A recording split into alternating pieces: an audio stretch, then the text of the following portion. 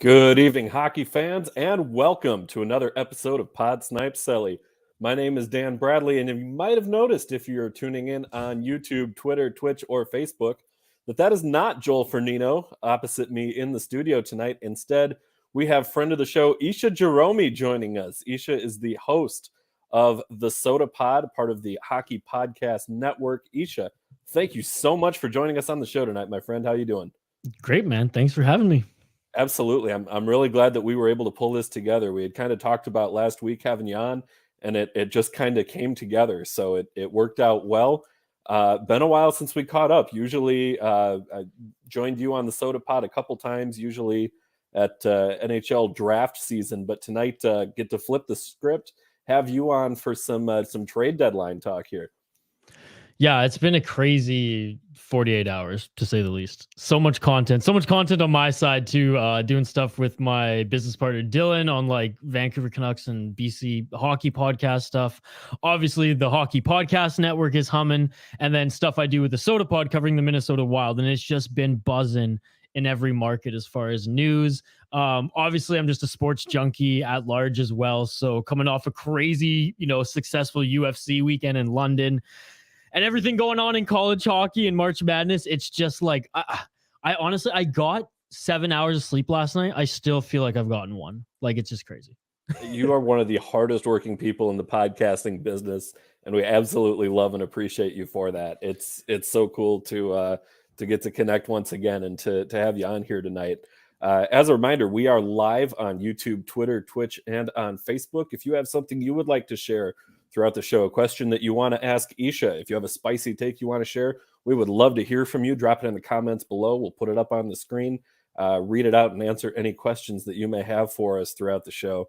Isha, tonight I want to talk about some trade deadline winners and losers. We, of course, as Wild fans, see the arrival of Marc-Andre Fleury. We see Nick Delorier coming in, had to part ways with Capo Kakinen, Victor Rask out of there as well.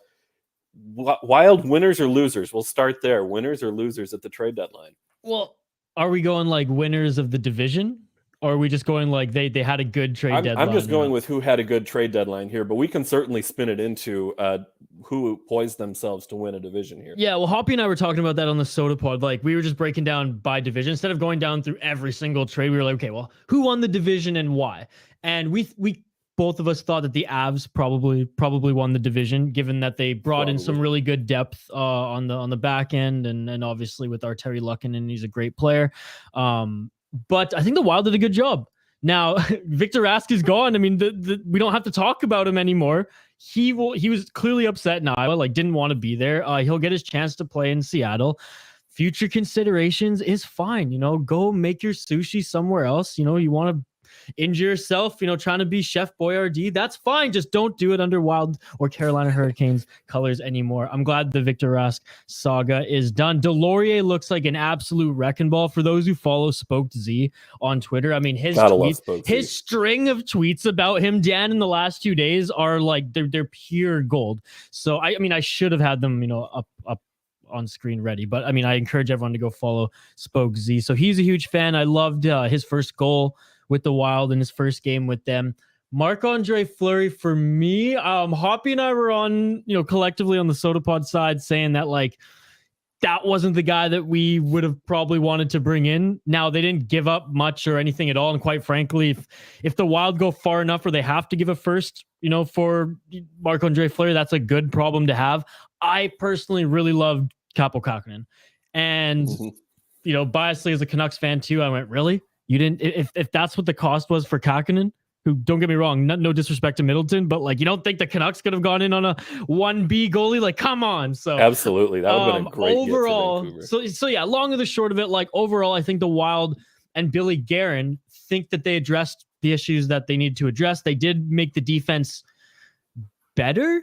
Jamie Benn's probably not good. Or sorry, not Jamie. Jordy Benn's probably not going to have to play, which is a good thing, I think, this year. And look, I love the Vancouver Island boy. He played even for the junior B team that I started my broadcasting career with. Shout out to Peninsula Panthers, the VIJHL. That's so awesome. Like I'm pretty biased when it comes to the Ben brothers, but even then I'll say that like his time in the National Hockey League is probably done. And I like the beefed up defense, and I like the depth that Billy Guerin, went out and acquired. If it was only have been, say, the Yost, or only have been a Delorier, then maybe I would have been more critical, but at least there's some quantity there. And hey, that's what you need going into the playoffs. Yeah, we didn't even necessarily get to bring up the Tyson Jost Nico Sturm swap with Colorado, and that allowed the Avalanche to clear out a little bit of cap room there too, fit in all of the moves that they've made over the past 48 hours. Not that we Wild fans at all condone helping the Avalanche out at all. Absolutely. Yes. and we love our boy Nico Sturm, but it sounded like that kind of wasn't going to materialize in a long-term deal here. No, pending restricted free agent. And fair, like the guy deserves, a solid contract. He's like the better version of Bukestad. Absolutely. And I think getting Tyson Jost and adding Delorier in there too, it kind of spots Bukestad a little bit, who he's been banged up this year. And while he's still been, I would say, somewhat productive for the Wild in the minutes that he's seen, he hasn't quite been producing at the level that maybe we thought he might. So maybe getting him a couple extra days rest, especially knowing the Wild are in the middle of that stretch of 40 games in 77 days off tonight. So we've got a little bit of a breather in there. So there's a little bit of time to make things work, get everybody healthy down the mend for a long playoff push, hopefully, especially now that you have Fleury in there for depth. But I think looking at the Wild as a whole, I think more of a win than a loss. I think looking at the my favorite highlight from last night was watching Delorier pull Carlson out of the pile, just like taking out the trash, just hauling him from the net. That was just a rock star move, to borrow a phrase from our buddy Spoke Z. Yeah. Dudes rock. He made a statement in that first game, and that's what you want to see. I mean, his teammates are going to love him, I think, and the coach is obviously going to like that style of play as well. And I mean, that's the one thing about Marc-Andre Fleury, if we pivot to that too, like he is a great teammate for everything, for all that we've heard throughout every stop in his career. And the biggest question that's looming over me now is, who's he going to prank first? Absolutely. Fleury, a bit of a locker room prankster. And of course, with the Wild in the playoffs last year, going toe-to-toe, as well as good as Fleury was during that playoff run, and the agitations that he caused for many a Wild player. I think there's going to be a lot of fun shenanigans going on behind the scenes that hopefully we've got some good social media team to put that together, and we can see some of that going on. But I'm guessing a lot of it probably won't be safe for the Wild social media channels. So there is that aspect as well. Again, incentive to follow Spoke Z. You'll get it all there. Absolutely. At Spoke Z on Twitter. He's a friend of both of our shows. Isha Jahromi, the star of the Soda Pod, and a friend of our show here, Pod Snipe Celly, on the Florida Panthers as well, picking up Claude Giroux. Probably one of the biggest moves of the deadline. Yeah. Is Florida the favorite in your mind to win the Stanley Cup, especially after the Giroux deal? No, I still think even if you put them head to head against the Tampa Bay Lightning, that the Tampa Bay Lightning are deeper. The Tampa Bay Lightning have the better goaltending. I mean, the Tampa Bay addressed, some quote unquote issues they had with their roster too this deadline, and we can't overlook that. Now, the addition of a Claude Giroux is huge. Don't get me wrong. And they honestly probably didn't even need to do that to be neck and neck or right behind the Tampa Bay Lightning anyways. They have a better chance now if you want to put them head to head in the Eastern Finals or in the Eastern Conference in a playoff round.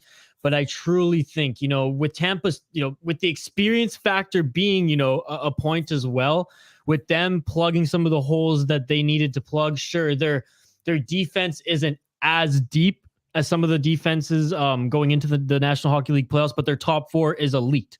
So it kind of equals out there. And Vasilevsky, I believe, is the best goaltender in the National Hockey League right now. And if not that, well, he's top 3. So I still think he's better than, his Russian counterpart on the other side, who's had a resurgence there, goalie Bob in Florida. I'm rooting for the Panthers. And actually, it's funny. Hoppy asked me that on our last Soda Pod episode too. He's like, who do you think is the better team out of both of those? And I said, my heart says Florida, because I want to see it. I want to see the Rats back on the ice there. I want to see fans, I want to see fans in the seat, and I want to see the media talking about this team, without Kodak Black in the hashtag. So my heart's rooting for them, but I truly believe that Tampa is the better team, and they're probably the favorite, to win the Stanley Cup again. Probably so. I mean, to be the best, you got to beat the best, and Tampa Bay is the 2-time defending champ. It's hard to count them out with a nearly identical roster going into things this year as well down the stretch. Something to be said for that kind of an experience factor. Well, and Brandon Hagel, that was a hell of a move, right? Like, he can play in the top 6 if there's injuries. He can, play in the bottom 6 and probably still score for this run. Yeah, so I really like that move that they made as well. Yeah, and that was kind of a surprising move as well from what we saw with Chicago. Jonathan Taves' comments about if Hagel's not part of the rebuild, who is? And they thought that he was going to be a big part of the rebuild there in Chicago. How would you grade Chicago's deadline moves? I got to ask you this one because Joel, our co-host here, is a Blackhawks fan. Oh, is he? Oh, he must just be loving this season, then, right? He's been it's been a roller coaster. Oh, yeah. I don't know, man. Like, meh. Like, the thing is, okay, so they got fair value, I think, for the trades that they made. Mm-hmm. But is that a win, right? Is that a win when you still have Patrick Kane, when you still have Jonathan Taves, and you haven't made it clear to clearly your players, if Jonathan Taves doesn't know what the hell is going on, what path you're going down? If you're going to be a competitive team, Marc-Andre Fleury is gone now. Okay, well, that was supposed to be the goalie that got you to the playoffs and helped you, win this year. Okay, he's gone. Oh, you're giving away some of your young players now too. Again, for fair value and draft picks and whatnot, but like, your team isn't getting better. Your team's not being competitive. Your team's not making the playoffs this year. What the hell is the future of this team? Are you just waiting to ride out Kane and Taves' contract? Well, maybe Kane will want to stay and do that, but I doubt Jonathan Taves will. Right. So, and who's the harder one to move there? So I think that Chicago is just obviously everything off the ice, poorly managed there, but now it's just like on the ice, they're poorly managed now as well. And I honestly think that teams need to just tear it down and truly rebuild. And I know the fans aren't going to like that. I know your co-host isn't going to like that. I know like Chicago fans are like one step away from being those crazy Philly fans. They're passionate like that, but I truly believe that that's what you have to do, with or without one of, Kane or Taves there, because their contract is going to be hard to move out. Obviously Taves harder than Kane at this stage in his career, but you're going to have to do something. Well, and on top of that, we have Seth Jones's 8-year extension kicks in next year as well.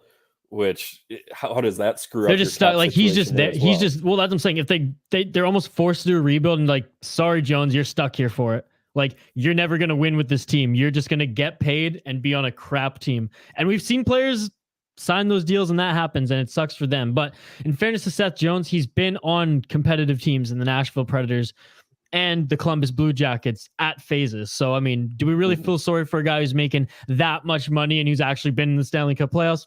Not really. Yeah, I think especially they got basically 2, maybe 3 first-round picks out of the deal. That last pick from Minnesota, the conditional, will be no lower than a second-round pick. Yeah. So you're potentially looking at adding 3 first-round picks, and after trading for Jones, losing out on their first-round pick this year, unless they happen to win a lottery spot and get one of those top 2 picks. Really, I think not bad, not great for Chicago as a whole on the deadline, but not bad. It certainly could have been a lot worse. They could have done nothing. They could have. They could have just stand still, and people would have been just as outraged.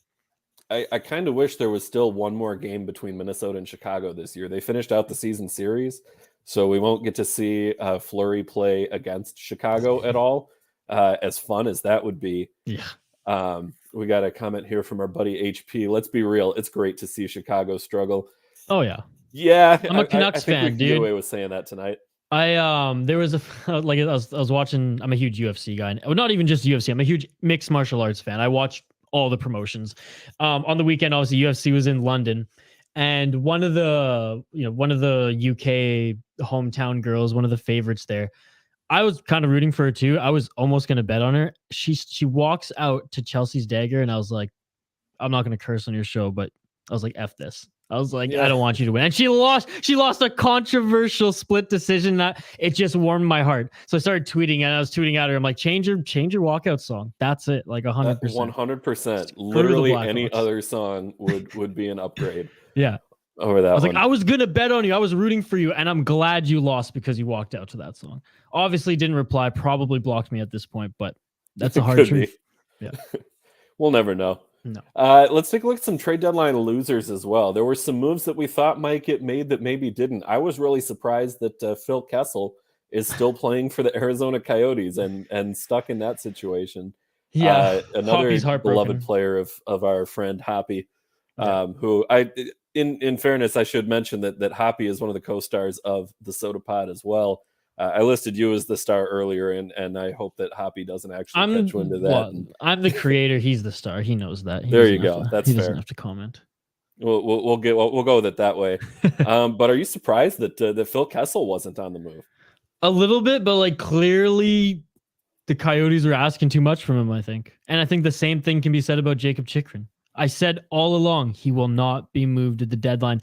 I just still don't think that he'll be moved at all, because he's still young enough that by the time this team, if they rebuild properly, and again, that's big if, but you say that with any team who's going to rebuild because it is a dice roll, he'll be in his prime when they're popping, right? So like, why would you get rid of a piece who's on a very, very good deal right now? Someone you can truly build around on your back end.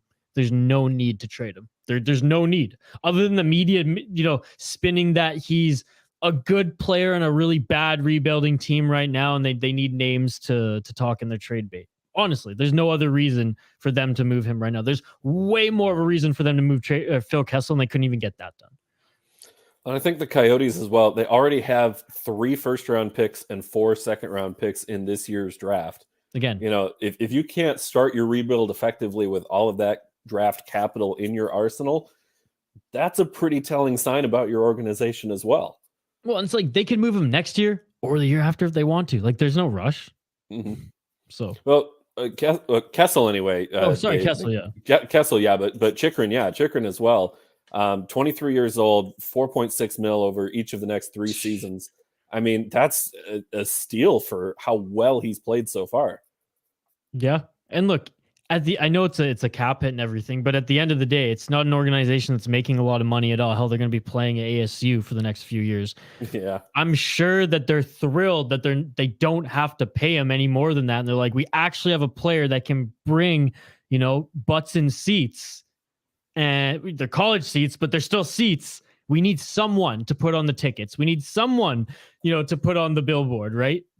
You really do, and you got to have a few stars there. You can't keep putting Kelly's face on every billboard. You can't put Kessel, when he's question mark on the way out, right? So I'm personally in the camp that they're not moving this guy. They're going to build around him, and I'm smiling that they didn't move him this trade deadline, because I know some people were very much against me on that.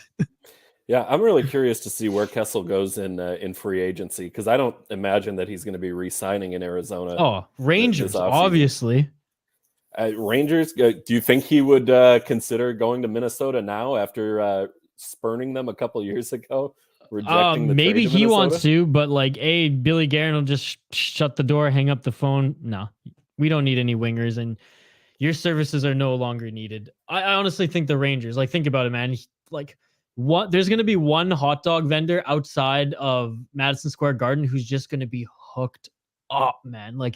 Game day hot dog, his tip's going to be I don't know, if it's a good night, if Kessel's feeling it, maybe north of $200, $300, $400 for a hot dog. I mean that, and he's just going to pick one. So I think that's in the works as well. I mean, the best street hot dogs and pretzels in any big city or New York City. So if that's not incentive for Kessel, I don't know what is. I think another one of our trade deadline losers that we would need to talk about here is the Vegas Golden Knights and the Evgeny Dodonov situation. Have you been following that one? Yeah, today I have, and I didn't realize what exactly was going on, and I was kind of following the paper trail, and was Ottawa the one that messed things up? Or I heard that there was something that they did that they didn't file something correctly too, and that's what also caused confusion. But essentially he was traded to a team that was not on his trade list, and for some reason the Vegas Golden Knights were under the impression that that team was on his trade list. So the fact that the league also cleared this, I mean, you can't blame the NHL, overall, because there was probably paperwork in front of him that had Anaheim on there. But yeah, but apparently like Ottawa had something to do with like printing something that was wrong as well in this. So I mean, go figure. Yeah, this is one of the craziest trade deadline situations that I can ever remember. You don't end up in a situation where, because a third team improperly filed something years ago, and now all of a sudden that's coming back to bite Vegas. And I mean, what does that mean for Vegas and Dadonov? I mean, that relationship is absolutely ruined at this point. Yeah, so he's not staying there. I think like he ends up in Anaheim, and the story continues from there. Maybe he's not there long term, but I think probably for the rest of the season, they're gonna. I mean, the league cleared it. I don't know. He's probably gonna still want to play hockey so he can be paid, because you ultimately have to play games to be paid in this league. If you're not injured and whatnot. So I think he'll probably end up putting on an Anaheim's jersey, collect his paycheck, and in the off season he'll probably go to one of the teams he wants to go on. I was going to say, for now anyways, can they put him on LTIR in Vegas there and add to their $80 million that they've got over the cap already? So I don't know if Gary Bevan's going to allow that. He's already given them enough fucking room to succeed. Yeah, that's. Here's another follow-up question to that. Is Vegas going to make the playoffs this year? Ooh, that's a good question. If they do, it's a wild card spot, obviously. It's tough. I talked about this again on the soda, but I think that they do, but it's tough. I wouldn't be surprised if they missed it, just because, like, not that it's a talented Western Conference this year, but it's tight right now. It's tight with a lot of mediocrity. And again, that's no disrespect to Kelly McCrimmon and the team that was built there in Vegas. It's, the injury bug, some trades, goaltending maybe not playing as well as people hoped. So I think it was just a perfect storm this year. Yeah, it could be. And Vegas, a team that is known for the adversity and the difficulty in getting to the playoffs that we've seen throughout that organization's history. Fifth year in the league, they've been in the playoffs 4 times, 3 trips to the Western Conference Finals, or the semifinal round during the divisional realignment year, rather. It's almost a little bit nice to see Vegas struggling a little bit and kind of going through the ringer a little bit. The thing is, like, the Kings have to really fall off, and the Kings could, because they're playing way above expectation. But again, it's in a really, really easy Western Conference this season, I'd say. I think so. I almost wonder if, because of how easy the Western Conference playoff run is going to be, whether it's, I honestly think it's going to come down to Colorado or Calgary. I think just by the look of things right now, that's probably your Western Conference final, barring injuries somewhere down the line. Whichever of those two happens to do it, and I would probably put money on Colorado, they'll have had such an easy course to get there that the rest of the Eastern Conference teams will have all beaten up on each other so much. True. You almost wonder if Colorado is just going to have kind of a cakewalk through to the final, or if the adversity of going through all of that in the Eastern Conference is going to make them the better team, and then they'll come out swinging at Colorado, who's not necessarily ready for it. It's so funny, Dan. I don't understand. Even in a different sweater, Jacob Markstrom gets no respect. Even on this show, Snipe Celly, he doesn't get any respect. I absolutely respected him. Please you're don't gonna put bet that on the me. Avs over the Flames? Are you crazy? Dude? The Flames are one of the best teams in the National Hockey League, not just the West right now. And they were the winners of the entire, not just trade deadline, but just trade going into the playoffs, making the perfect moves. We're talking Tyler Toffoli. So they not only got depth in their top 6, who's a 30-goal scorer, they got Carly Yonkrock, who is one of the better two-way players in the game right now, who can bank 15 to 20 goals as well. And then Ryan Carpenter is just a seasoned, vet from Chicago, and Jacob Markstrom, one shutout away from breaking the NHL record. He's going to do it too. Oh yeah. Even if they get injuries, they're still deeper than Colorado. And I think that they are going to frustrate them, man. And Colorado's one goalie getting injured away from just like last season, in my opinion. That's fair. I think goaltending is kind of the big question mark with Colorado, and just objectively looking at it, Markstrom or Kemper, who are you trusting for a playoff run? Give me Markstrom every day of the week. I think the only reason that I've had to stick with Colorado here is at the beginning of the year, my prediction was Florida over Colorado for the Cup final. Okay. And it's still on that trajectory. I'd kind of like to be right on that one. But if I'm wrong, I have no problem with it because, it's kind of fun to see Colorado fall apart. So yeah, there and is like that. by no means is this a Canadian bias because of course the guy from Canada is rooting never. for Calgary. No, I'm wearing an American THPN hoodie right now, so I'm representing the US of A. I'm a Canucks fan. Like we have a really healthy rivalry with the Calgary Flames. I just truly respect everything that Brad Treliving has done building that team over and over again, and facing the adversity like with the coach after winning the President's Trophy, and now being able to retool. There were talks of Johnny Gaudreau maybe wanting to leave because there was no direction with this team. Well, there's a clear direction. That direction is we're going to win a Stanley Cup, or we might win multiple Stanley Cups, and we're starting this season. So I'm just truly like blown away. Like I'm at a loss of words of how like perfectly that organization has executed building the team for this season. And I think that it should work in the playoffs, barring, a really bad string of injuries, which can happen to everyone. But I think that their team is built with freaking iron, and they're big boys too. I mean, who thought that Eric Goodbranson would have a resurgence and become a solid player in Calgary? And his defense partner is Zadorov. Like that is terrifying. If you're a winger, Zadorov is a monster. Yeah, look, both of them not the fastest players, but I don't care. That's like they got the Shea Weber factor. When you're a winger coming down, or you're a center trying to like split through D, and those are the two monsters in front of you. It's a mental game at that point. Where like I don't even want to try anything fancy because if I'm off just an inch, I'm getting crushed. So I'm swooning over what the Flames have done this season. Yeah, they're a fun team to watch too. And I almost in a way feel bad for Mark Giordano for being the captain there this long. He finally leaves, and all of a sudden they're looking like the Western Conference finalists is kind of almost the floor. I think at this point, the expectation is that that's where they're going to get, if not a run to the finals. He had a good run with them, though. I mean, some solid playoff appearances, some solid playoff battles with the Anaheim Ducks. Facing adversity just in his own right and becoming, a superstar for that organization after Iginla. Kind of taking that torch. I still think that like I don't think that he has any regrets, or that he's like, oh man, I wish I stayed one more year, because I think it was time. I think that the reason they're so successful, to be perfectly honest, this year is because of the fact that Gio left. And that's no disrespect. That's just the page had to be turned. It had to be different. It's Sutter's team now. It's Lindholm's team now. It's Brand, it's Markstrom's. It's different. It's Kachuk's. It's not Giordano's team, who played in that Iginla era and who was, the gatekeeper and helped pass the torch. Well, yeah, we're having some sort of a technical difficulty on our end here. So it looks like we have trade deadline losers.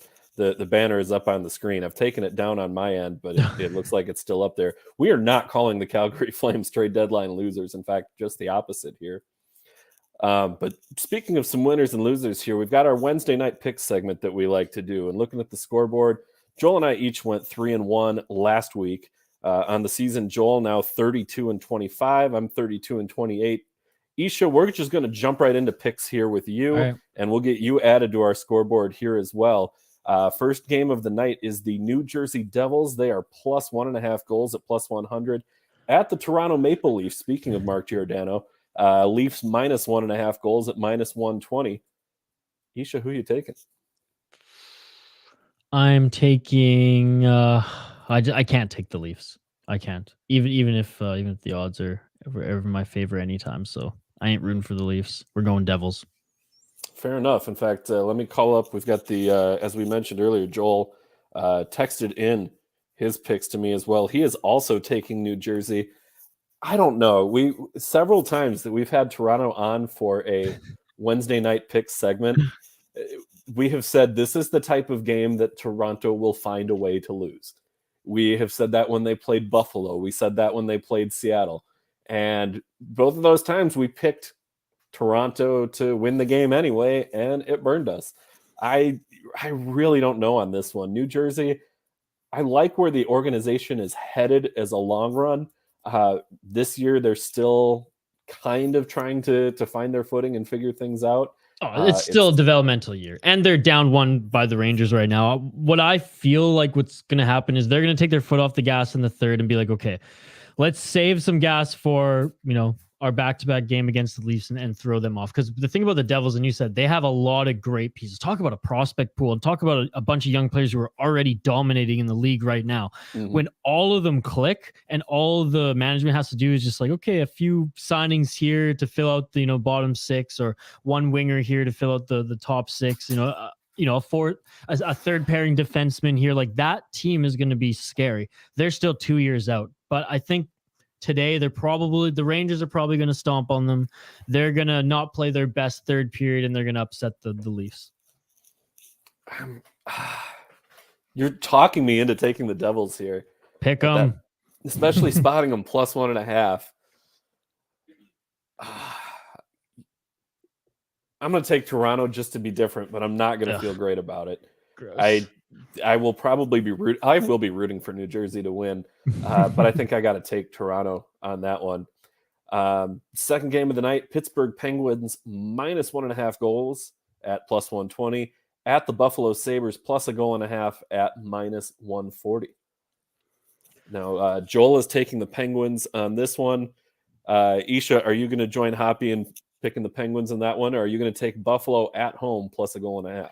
Look, I understand the Buffalo pick because they seem to be just upsetting other teams left, right, and center, and they're kind of buzzing right now anyways, but you gotta go with Raquel on Gio's line. I mean, he's easily getting a hat trick tomorrow, I think, and the Pittsburgh Penguins, let's go. I had a piece that I wrote for props.com earlier today where I said Raquel is going to score a goal tonight against Columbus. Buffalo, are they? Buffalo's not playing tonight, are they? I can't.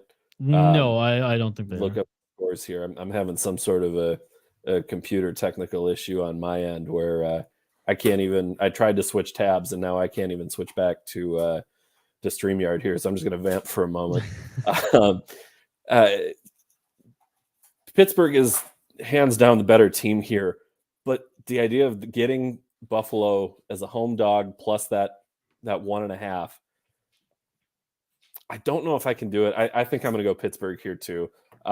Raquel is a beauty of a pickup for Pittsburgh. So good. Who was honestly just an underrated pickup as well. I think Pittsburgh needed to add some middle six scoring, which they get with Raquel. Since he joined the Ducks, he has more goals than anyone else in the Ducks organization over that span. 16 goals this year. He was second on the team behind Troy Terry, who had that ridiculously hot start, but then he's kind of cooled off since then. And he just strikes me as the type of player who is kind of a perfect fit on Malkin's wing. He's playing on the third line tonight with Carter, but I think he's going to slot up onto that second line and play alongside Gino and be just a force for the Penguins down the stretch. I'll go Pittsburgh here too, minus 1.5 goals on the road. James Neal 2.0, let's go. Moving into your neck of the woods, the Vancouver Canucks. They are plus 1.5 goals at minus 115. At Colorado, minus 1.5 goals at minus 105. Isha, who are you taking in that one? Oh, Colorado all day, every day. No love for Thatcher Demko and the boys. I love Thatcher Demko, and he's going to play his ass off, and he's going to give them an opportunity to score, but the Canucks are not going to score. JT Miller will score. The Canucks won't score. JT Miller will score. And that's about it. I'm like the most pessimistic Canucks fan right now because I'm just so sick of mediocrity. I feel like a Minnesota fan, under this formerly under the Jim Benning reign. Obviously things are different right now. And I was talking on a podcast that I do earlier today, the BC Hockey podcast, that the Canucks right now they're at a crossroads and they have to make a decision. Do we retool and go for it with JT Miller as our top center with Pettersson, or do we trade him when his value is the highest and rebuild around, the obvious young tools that they have right now. And until I see a clear path, I'm just going to be sad and pessimistic and be like, they're only a mediocre team, despite even having Bruce Boudreau bringing the best out of what the roster has right now. And they still are barely a 500 team. Calgary, the other night, I believe it was last Saturday. I know Vancouver upset Calgary. It was 2 weeks ago with like a 7-2 victory. The Calgary Flames are coming off a crazy road trip. This was like their game was back to back. Like they were checked out, and fair enough. Both of the teams had some rest going into the Saturday game, and the Calgary Flames just exposed the Canucks for what they really are. Some spurts of offense coming from a Quinn Hughes, a Brock Besser, the guy, the names, JT Miller.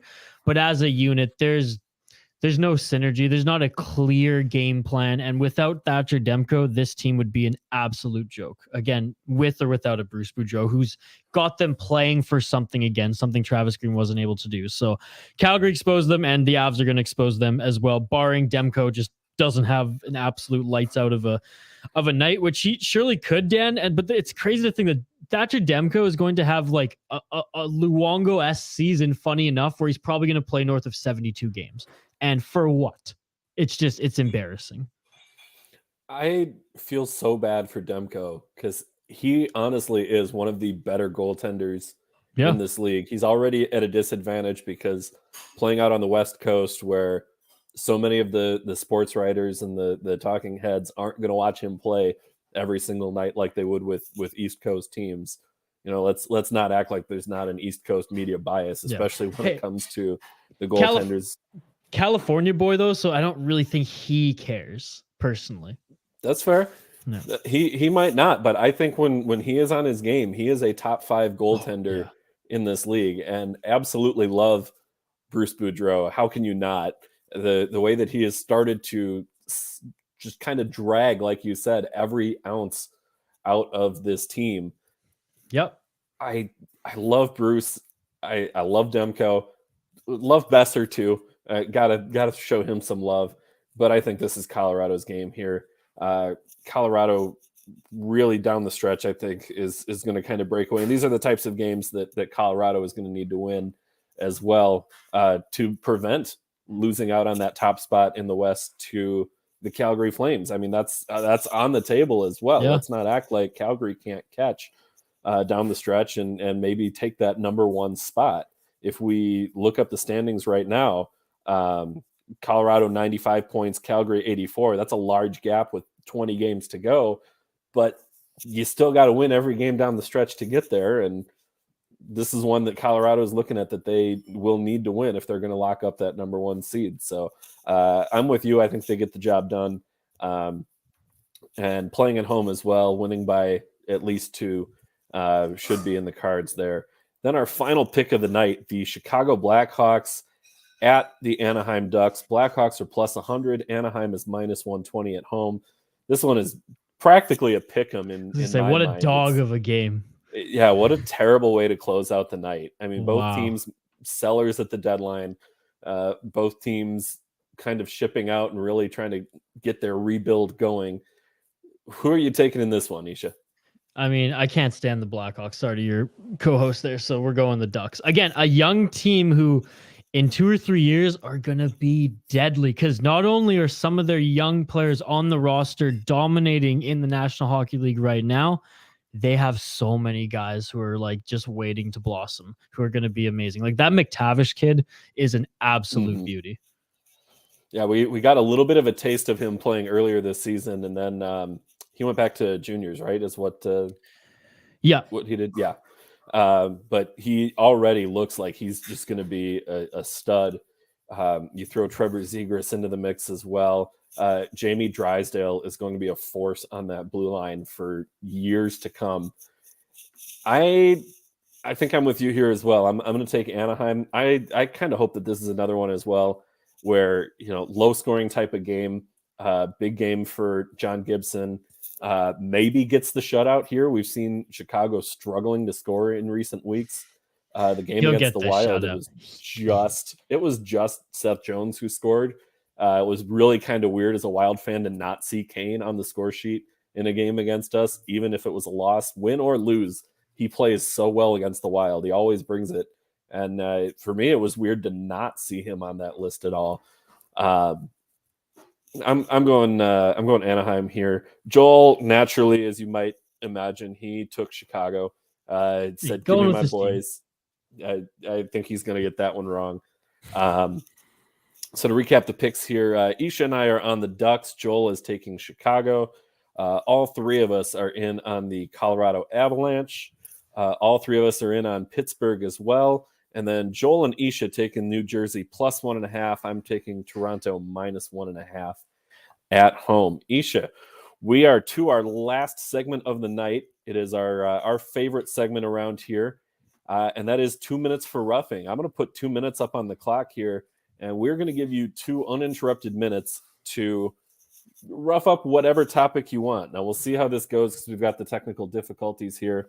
I'll give you maybe a 30-second warning in case it's not showing up on the screen. I have no idea what is going on right now with StreamYard. I hope that you weren't having these types of issues with all of your work with the Hockey Podcast Network, with the Soda Pod, with your MMA podcasts as well. But this is kind of a weird one tonight. We've not run into any sort of issue like this, so I'm going to have to try and figure out what that's all about after the show. But if you are ready to go, I'll put 2 minutes on the clock and I'll count you in here. Yeah, let's do it. I mean, I didn't prepare a monologue or anything. You know, I usually sometimes go on a hockey rant. You know, I'm sure I did throughout this throughout this whole podcast segment in some shape or form. Again, because we've been going fun of it. Exactly, we've been going off on so many topics as it's trade deadline day. But here's something a little left field now. Again, I'm a huge mixed martial arts fan, and funny enough, people probably don't know, but hockey isn't my favorite sport. It's in my top 3, but it goes box lacrosse, mixed martial arts, and hockey.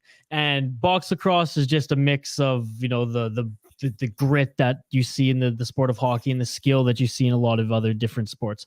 But mixed martial arts for me is something special because maybe Hoppy will say it's because I'm a hipster and I like something different, but I truly think that those athletes don't get enough love and don't get enough recognition and don't get enough support. And a lot of them have had to, you know, promote themselves despite being in, you know, the Ultimate Fighting Championship, what's supposed to be the NHL of MMA.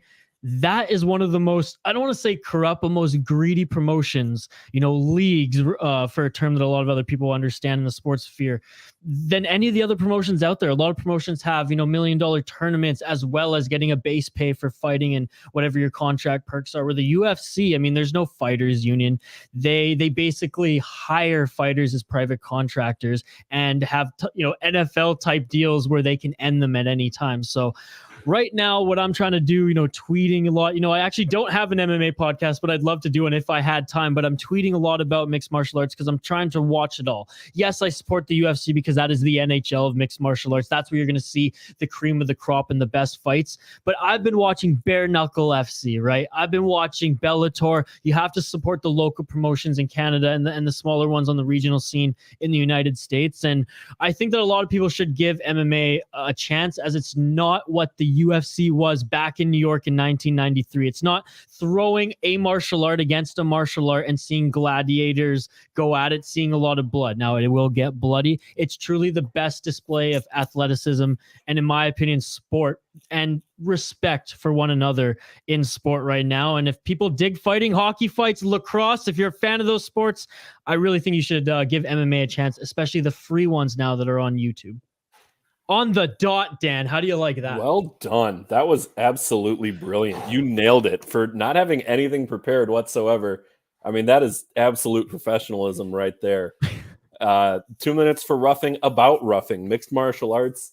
You know, it's not something that I grew up around. You know, I wasn't you know, someone who watched UFC or MMA. But you probably watched like Chuck Norris or Bruce Lee movies, or hell, even like Three Ninjas in the 90s or something, right? A little like bit. That's what got me into martial arts. And funny enough, like I'm Canadian, but I didn't play a lot of organized sports. I played hockey. I played soccer. I didn't play hockey. Funny enough, my dad's Persian and my mom's from Seattle. So just like at the time, hockey wasn't their sports. My mom, I think I played a little bit of flag football. My dad, you know, being from Iran and then, Mexico before even coming to Canada and the States, like soccer is his first love.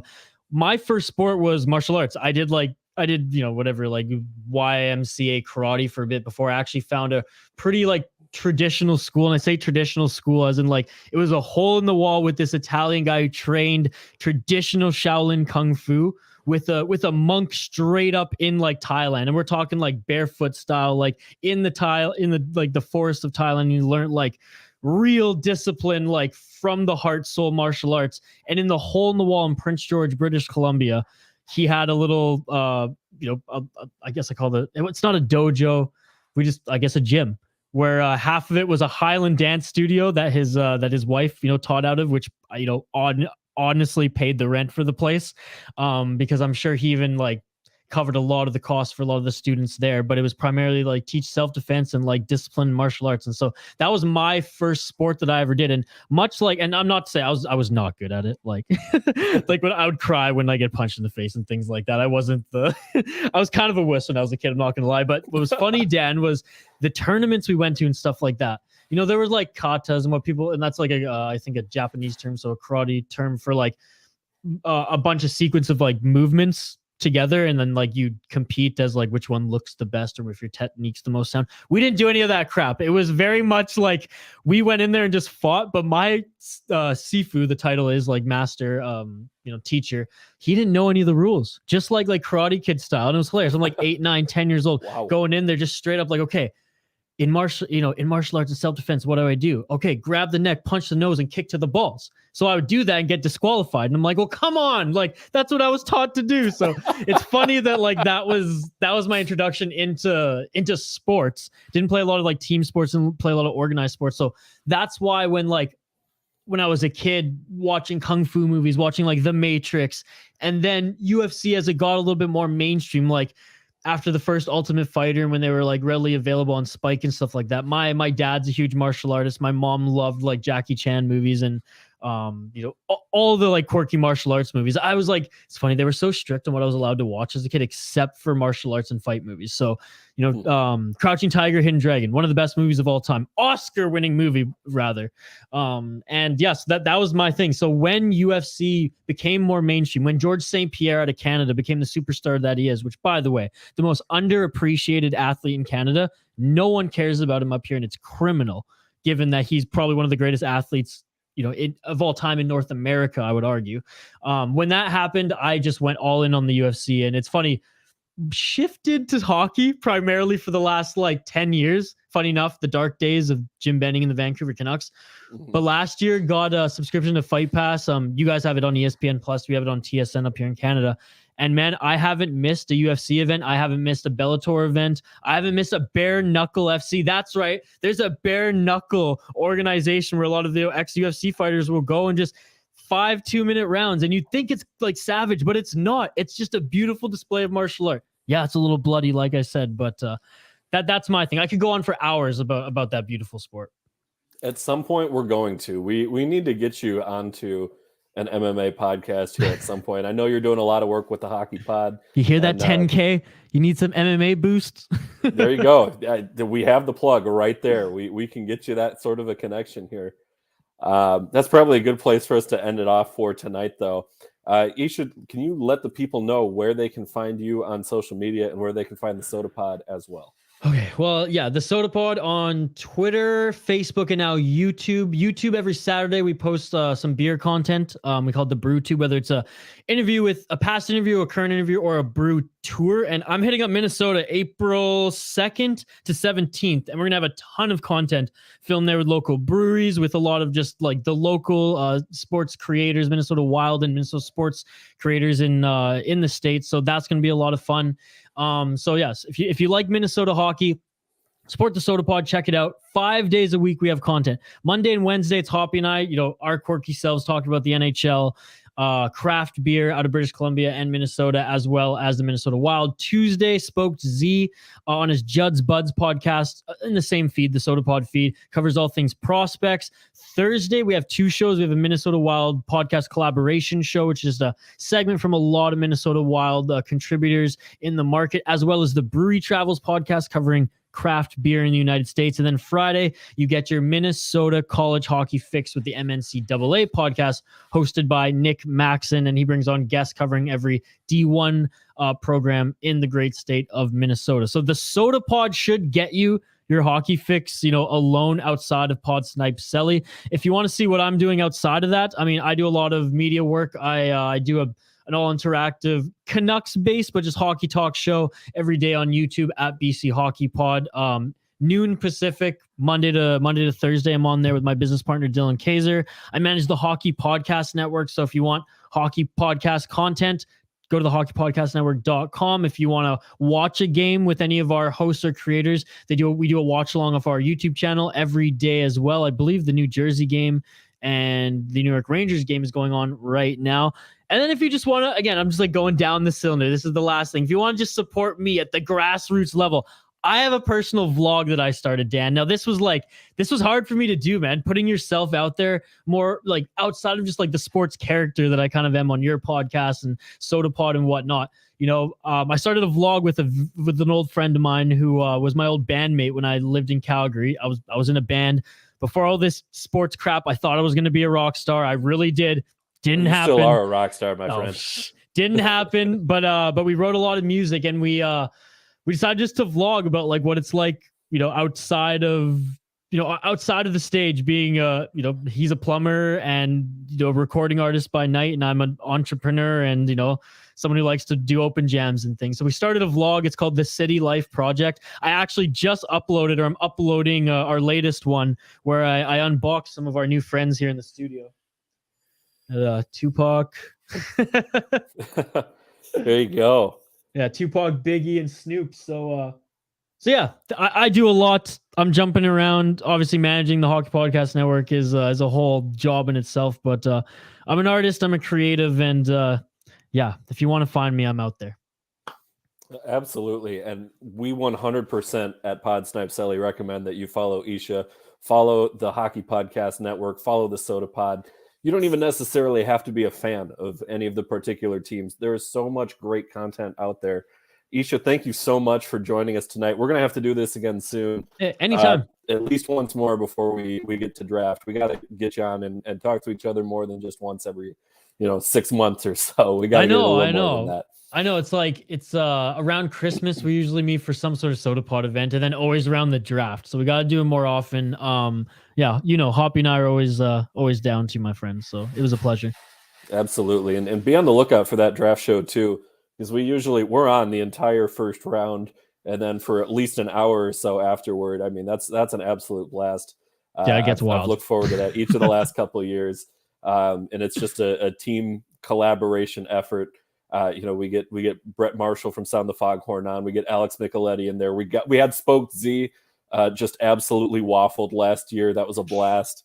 So be on the lookout for that as well. That is it for tonight's episode of Pod Snipe Celly. Remember to follow us on Twitter at Pod Snipe Celly. We are brought to you by Noop Sports and the Sports 2.0 Network. For Isha Jahromi, for Joel Fernino, my name is Dan Bradley. Enjoy the rest of your night, everybody.